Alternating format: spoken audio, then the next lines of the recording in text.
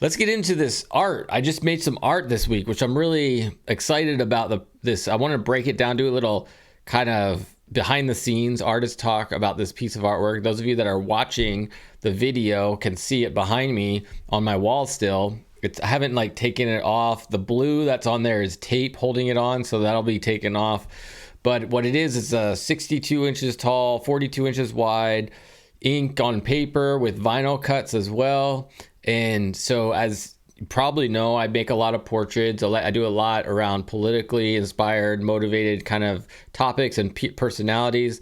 And, you know, I'm a progressive. I want to see our kind of society move into a more progressive stance on how we treat each other, more, you know, taking care of each other, universal health care, you know, better taking care of the planet better, you know, a much more progressive stance on things, better, you know, more, you know, equal taxation for everybody.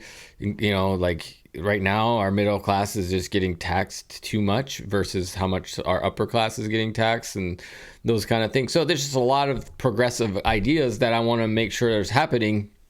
I want to vote for. So that's one thing that's important to me within the kind of spectrum. And so this particular piece of artwork has to deal with that kind of concept. And like thinking about, we're coming up on an election. 2024 will be an election for, you know, between probably Joe Biden and Donald Trump. And I'm dissatisfied with that selection.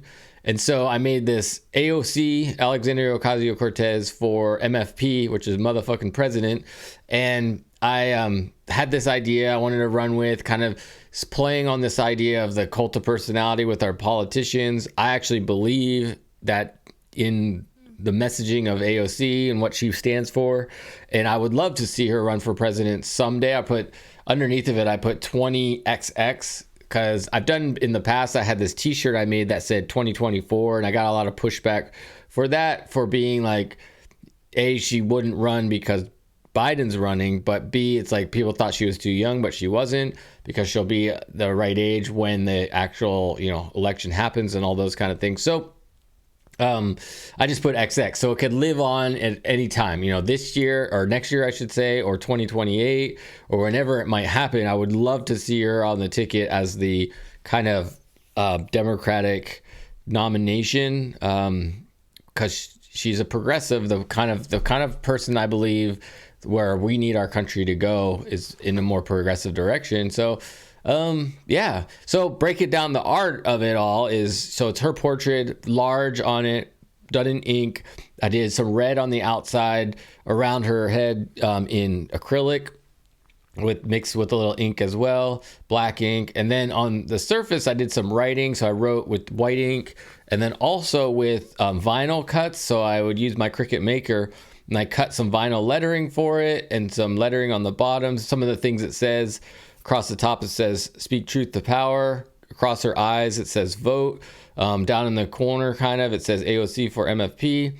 And then along the bottom, it says "Vote progressive." And when you can't, vote blue. And then if you don't stand for the oppressed, you stand for nothing, is something else I wrote on there. So like, and then other writings I have on it, kind of more in the background.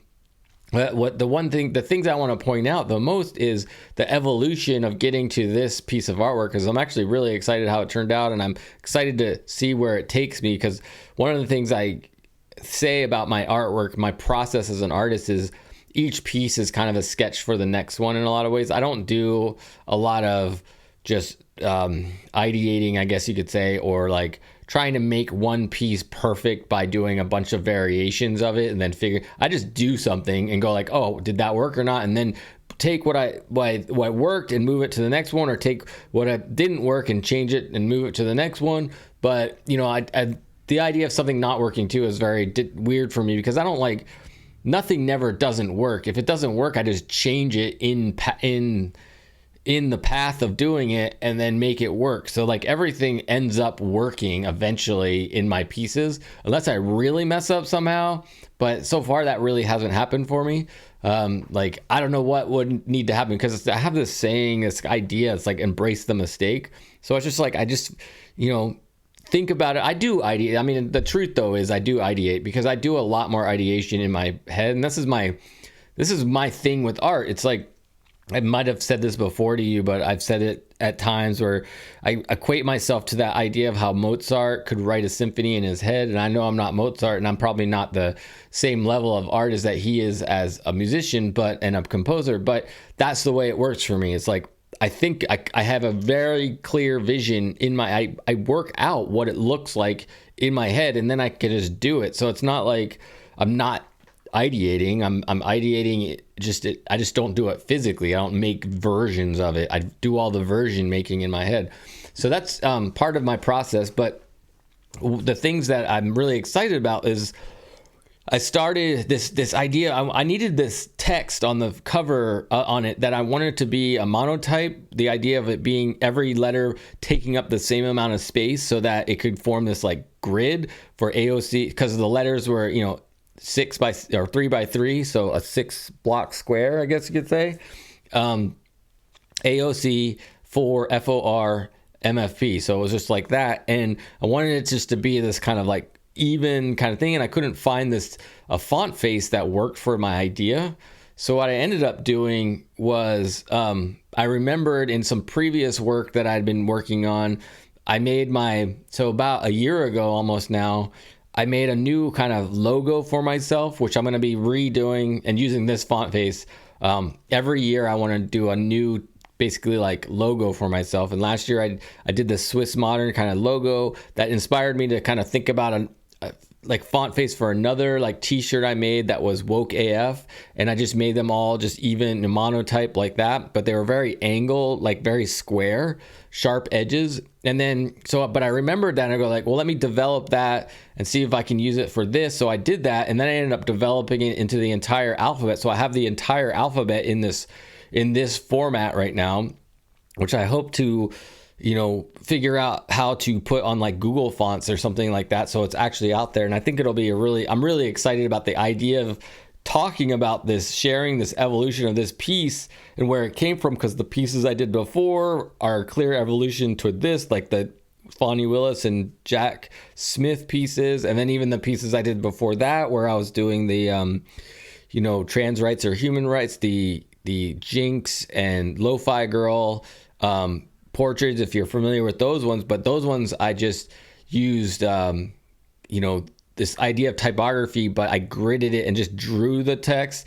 But I've been moving into a place where the text becomes cleaner and sharper and more of a design thing. So it started with doing like I did the vote along her eyes are masked out and sprayed, so that spray paint that creates this kind of like loose opacity kind of idea on it. But then the text that are below, when I did it on the Fonnie Willis, and this is where the evolution comes in, on the Fonnie Willis and Jack Smith ones, the intention was just to make it solid white, and it didn't quite come out like that. I'm not disappointed with how it came out, because I really like how those ones came out. But the idea, and I was like, well, if I'm just going to be spraying this much and creating this much fumes in my studio and doing all that kind of stuff, it's like, why not just make it out of vinyl instead if I'm trying to just make it solid? So that's what I did. I just cut these out of vinyl and stuck them on.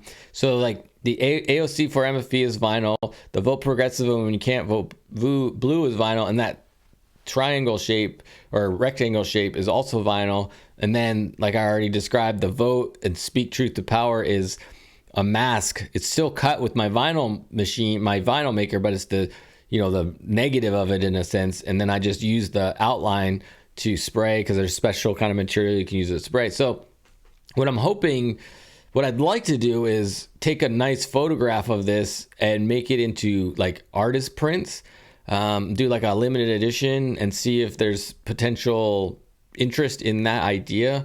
I really like how it turned out. Like visually, it really works for me. Messaging wise, I love it, but I don't think there's a big audience for the message. But just for the visual part, I think it looks really cool. So if there's somebody out there that wants my work, and this would be one way they can acquire it, is if they purchase a print. Anyways, that's kind of the story, the behind the scenes of this piece of artwork. I want to do a whole series with this vote idea. I don't know what personalities I should keep pulling from, because there's very specific kind of personalities I would want to represent this idea. So anyways, that's what that is.